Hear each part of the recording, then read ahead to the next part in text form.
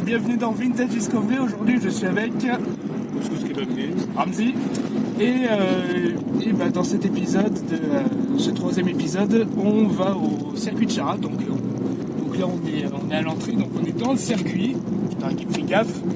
Et comme vous voyez au logo, nous allons vous parler de Citroën.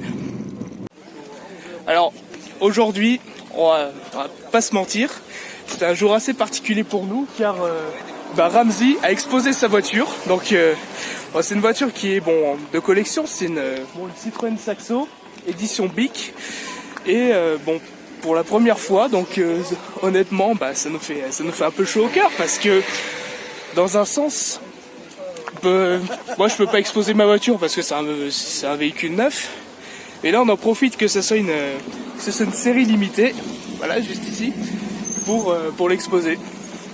Ouais, oui, c'est bien. Oh oui, il a rien entendu. Non, je disais, je vais peut-être me répéter, c'est un jour spécial pour nous car on expose ta voiture. Ah oui, c'est sûr. C'est une voiture de collection, merde, on a un contre-jour. C'est une voiture de collection et donc du coup, là ça nous fait un peu chaud au cœur, quoi. Bon, on va récupérer nos... Pour ton sac. Non, je vais pas me faire chier.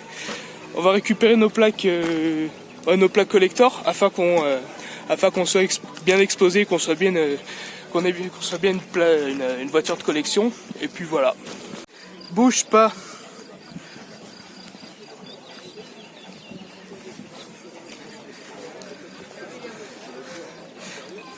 Ah ouais, il y a bien notre rue juste ici, ouais, voilà.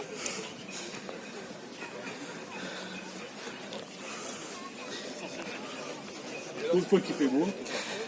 Aussi, oui. Et voilà les amis, la 2 chevaux Army.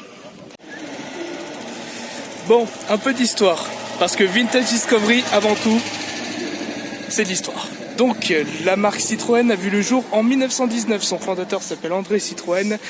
Et cette marque a été créée pour concurrencer Renault avec sa marque d'automobile Louis Renault. Au niveau des productions des voitures, André Citroën s'était inspiré de la production de John Ford, c'est-à-dire une production à la chaîne, et même surtout dans les équipements automobiles. Parce que à savoir que il y avait certaines voitures qui étaient équipées de plus d'équipements, voilà, que contrairement aux voitures de Renault. Et ici on se trouve derrière une Citroën 2 chevaux. Une 2 chevaux qui est la 2 chevaux qui est la marque, qui est la voiture de Citroën qui a été produite pendant un bon moment.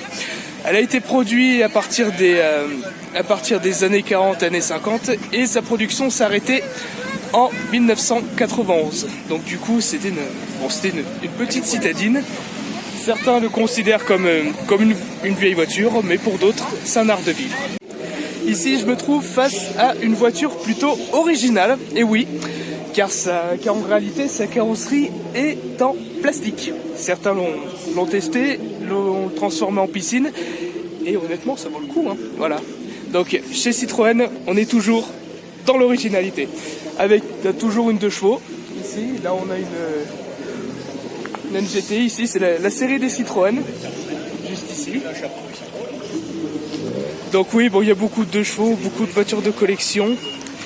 Et circuit de Charade aussi, là où on est, c'est un circuit qui est assez diversifié au niveau voiture, car on peut avoir de tout et de n'importe quoi. Ah bah tiens, le voilà lui.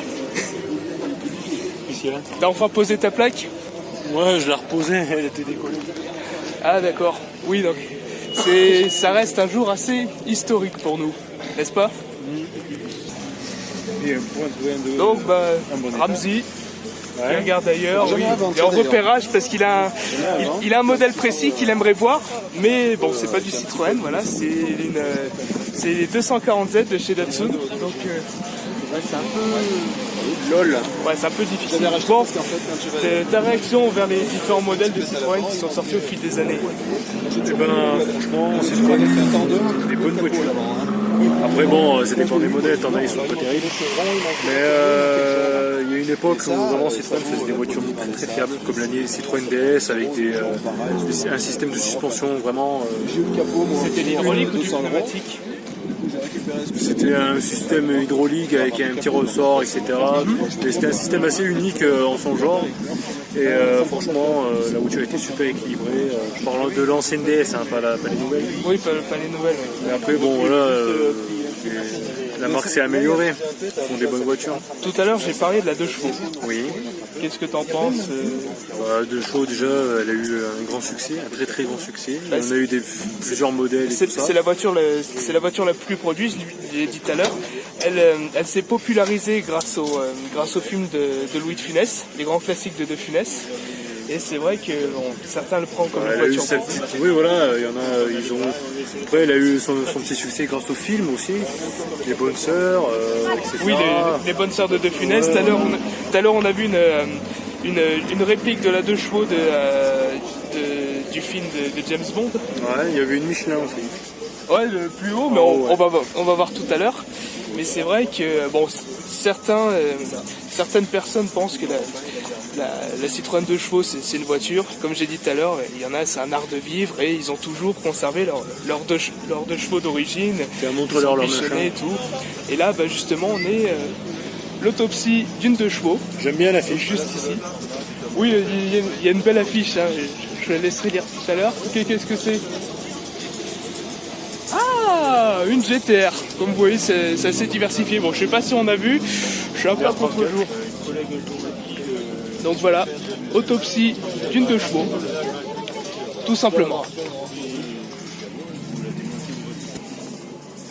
Un art de vivre avant tout. Je vous laisse faire pause et lire l'affiche. Franchement... Oui, quoi?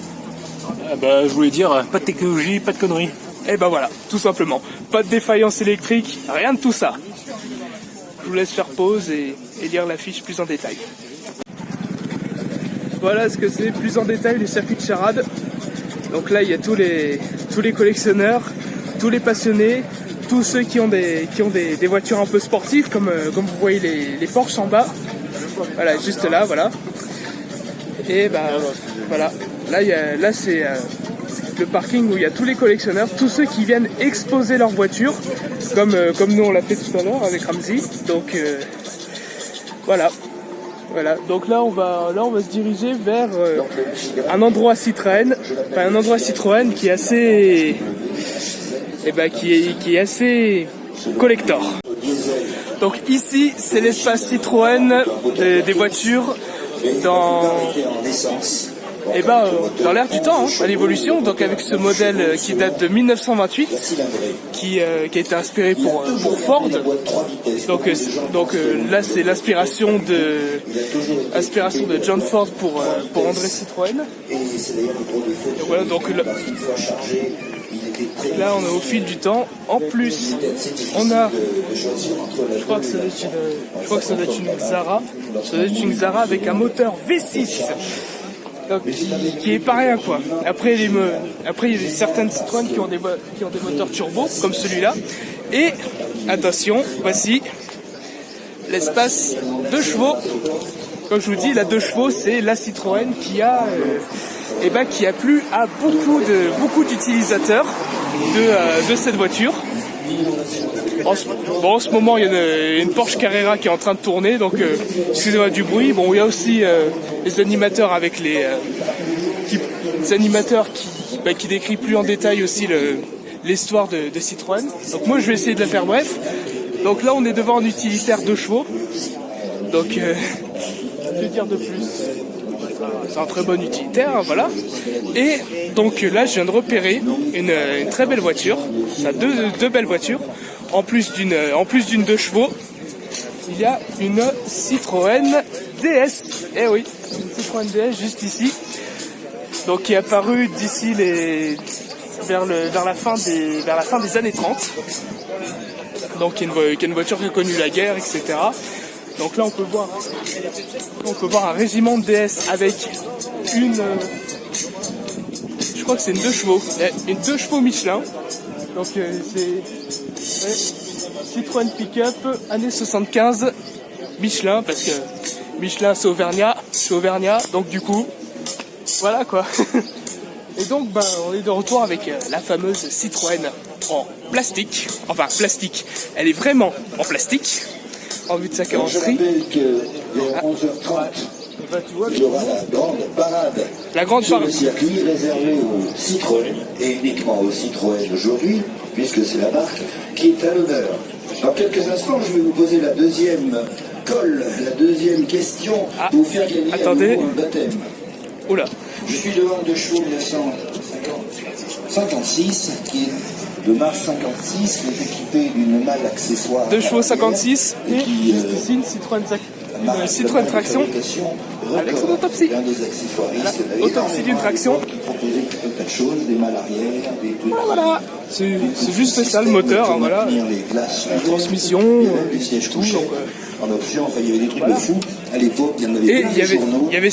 donc certains modèles insolites aujourd'hui, L'année dernière, notamment en 2017, la a eu le réplique premier de la prix de la de restauration. chevaux apparu dans un en film concours de James concours Bond. d'État à Jaune, Lequel je m'en rappelle plus. Dites-le moi en commentaire si vous savez. Et puis, Je suis à cette court année, de- donc, son propriétaire qui est Je suis un ici, peu à court nous parle d'un de rassemblement référence. à la Lobre le 4 août. Bon, et sinon, Donc, s'il y tout a à l'heure, des personnes qui ont des donc vous voitures avez anciennes, entendu, il y a la parade tout à l'heure. Ils sont invités. Et Les 15 premiers on va participer à la parade tout à l'heure. Et voilà. Donc là, ça va ainsi clore le nouvel opus, enfin, le nouveau numéro de Vintage Discovery. Voilà. Xara Sport de 2002. 167 chevaux. Que dire? Ah. Attendez, la question. Alors, la question c'est... Oui bon, c'est... Ah, bord d'une Porsche.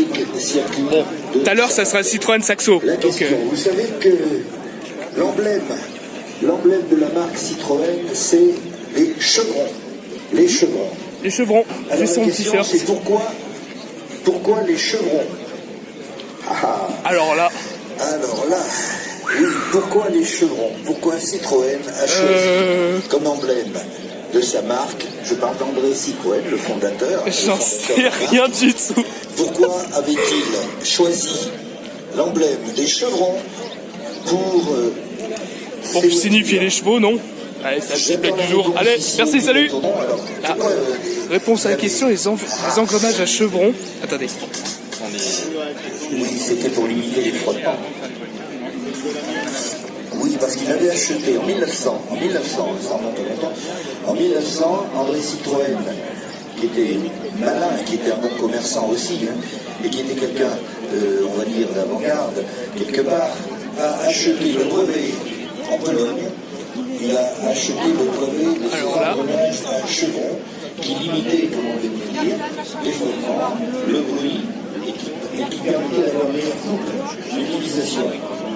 Et ces engrenages, pour la petite histoire, ont été entre autres utilisés sur le Titanic pour les hélices, pour entraîner les hélices de ce transatlantique qui ont fait un voyage on le sait.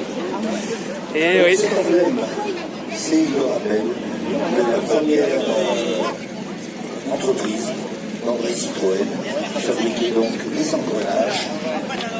Alors voilà, c'est... Et ben voilà, c'est bon à savoir. Hein. Voilà, c'est bon à savoir. À l'époque, pour promouvoir son produit, André Citroën avait misé gros au niveau publicité. Donc affiches publicitaires, il avait même fait de la publicité chantée pour promouvoir les futures voitures, notamment la Citroën Citron, en vue de sa couleur et en vue de sa forme. Et il y a une fois, il a visé gros en faisant de la publicité sur la Tour Eiffel. Et oui, donc juste ici, de la publicité sur la Tour Eiffel. Fallait oser, mais il y avait André Citroën pour faire ça. Mais par contre, face à ça, parlons un peu de la concurrence, Renault et son fondateur Louis Renault, et ben, face à tout ce qui est publicité, tout ce qu'avait fait André Citroën, son concurrent, il trouvait ça absurde. Il pensait qu'il se mettait en avant parce qu'il avait un rôle de clown, Voilà, il pensait que tout ce qu'il faisait au niveau publicité, c'était du cirque. Si bien que Louis Renault a accordé le surnom Citroën, voilà, Pitre et Citroën, mais Citroën à son concurrent. Voilà. Donc parce que Louis Renault voyait autre chose. Bon, on va un peu parler de concurrence, voilà. Je le redis à chaque fois, mais Louis Renault voyait autre chose.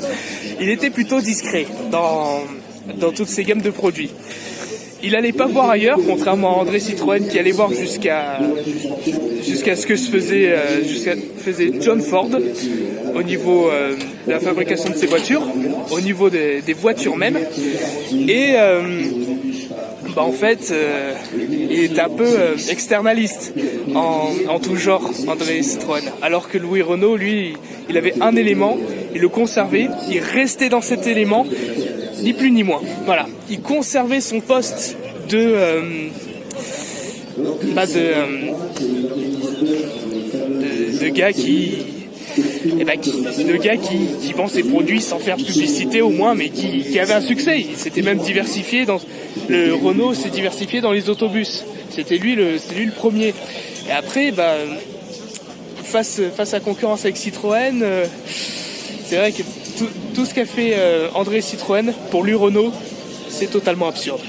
Vous voyez comment on agit, tout ce qui est action de concurrence à l'époque. Enfin, rien que d'appeler son concurrent Citroën, là c'est que vraiment il commençait une petite guerre. Alors, Ramzi, Oui. on va faire un petit jeu. Oui.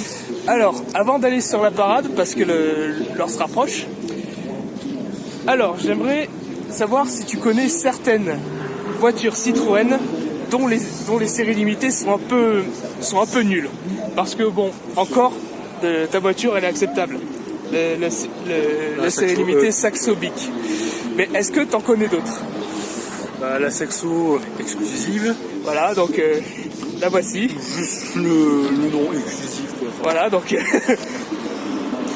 après, bon, je connais plus des séries limitées du côté de Renault, mais voilà quoi. Sinon, côté. si je te dis Citroën C2 Tic Tac. Oh putain. Eh oui. Citroën C2 Tic Tac. Pas celle avec les vitres où il y a les vignettes là et tout là. Pour la pub, oui, et si, regardez. Voilà. Comment dire. Et niveau côté marketing, Citroën, même après l'ère André Citroën, Bon, en ils fait, ont au lieu de pensé à faire tout. ça, ils auraient dû carrément remplir la voiture de Tic Tac. Ça aurait été coûteux. Et au niveau des Citroën C3 aussi, parce qu'il y en a. Je connais en C2, pas en C3, mais en C2 il y a la VTS, mais c'est une bonne voiture. Bon, c'est pas une série limitée, oui, voilà. ça c'est une version sportive. Car oui, la Saxo existe aussi en version VTS, et qui est moins chère. Vous la trouvez à partir de 5 000 €. Voilà, petit conseil budget si vous voulez vous investir dans une Saxo VTS. Par contre, la plupart sont trafiquées, donc Voilà, il n'y a pas d'origine quoi. Enfin, faut être bon pour en trouver une. Mais au niveau des C3, est-ce que tu connais la Citroën C3 série limitée Titi et Gros Minet? Voilà. Ou il y a encore essayé de faire passer une petite citadine Citroën basique en produit de luxe. Et ça a été le cas avec la Citroën C3 Dolce Gabbana. Voilà. Que dire de plus? Parce que même s'il y a eu des Ils avaient bonnes... une imagination de succès, mais la façon de le faire n'était pas. Il y avait des bonnes séries limitées et d'autres où... Non, fallait éviter. J'ai un projet, bon ça va faire un peu kéké, mais enfin peut-être, c'est de faire en sorte que la Saxo Bic soit une Saxo sportive. Ah non, ça encore, non. Sportive, Non, ça va. mais attends, faudrait déjà Un bon changer kit de carrosserie. un beau kit de carrosserie, voilà, avec un petit vinyle comme ça sur le côté de la portière Bic en jaune, gros comme ça. C'est genre, ah bah... Mais... J'ai de l'imagination, Oui. mais bon, faut le budget. Si on se redirige au niveau de la concurrence, oui, j'ai un faux accoudoir. Si on se redirige au niveau de la concurrence Renault, la Twingo 1 Tintin. Ça aussi. Il y a eu la Twingo 1 Tintin, ouais. La Clio 1 Chippy, totalement rose. Bon après, il y en a eu des super avec la Super 5 et la Clio 1 Énergie, ça d'accord. Mais après, il y a des séries limitées où c'était nul, hein. Ou encore, Volkswagen Harlequin. Regardez. Pourtant, s'il y a des grandes différences entre ceux d'origine, enfin les modèles d'origine, ok, mais si c'est juste un petit rajout... C'est un changement de peinture pour l'Harlequin. Ouais, voilà, Voilà. Si c'est juste Ça, un petit sinon, rajout, sinon j'ai trouvé pire. Et tu la connais, je te l'ai montré. C'est la Jeep Cherokee, série limitée, Canal+. Elle existait en 25 exemplaires. Oui, au revoir, voilà. Bon, on se retrouve tout de suite pour la parade. Bon les amis, direction le circuit. Je sais pas si vous allez m'entendre, je sais pas trop ton micro. Donc go pour le circuit. Donc là on va aller faire que 2-3 tours, histoire de, et au moins ce sera super quoi. Bon allez, je vais vous en faire profiter de toutes ces voitures dans la direction. Here we go. Bon, après un dos d'âne. Hop. On y va. On est parti. C'est parti. Allez. Allez. Du nerf. Ah oui, je vous ai pas parlé de la Citroën Saxo. Elle a une puissance de 55 chevaux. S'il vous plaît. Oui, la parade. En vous remerciant.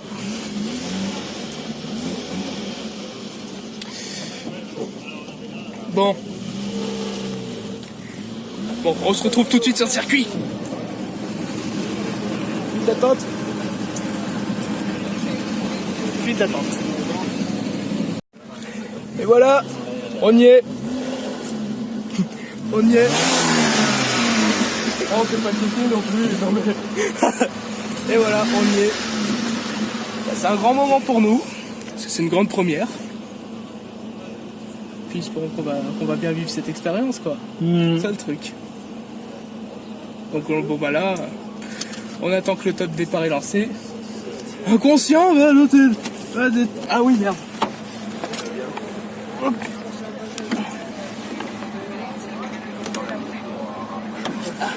On avait laissé les custodes arrière ouvertes. Donc maintenant c'est l'heure. On va attendre le top départ. Ouais! Yes!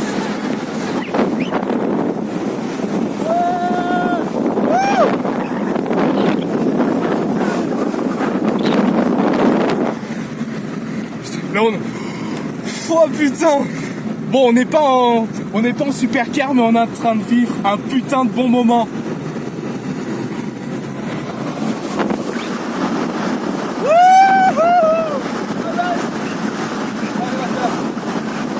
Le petit tour de chauffe.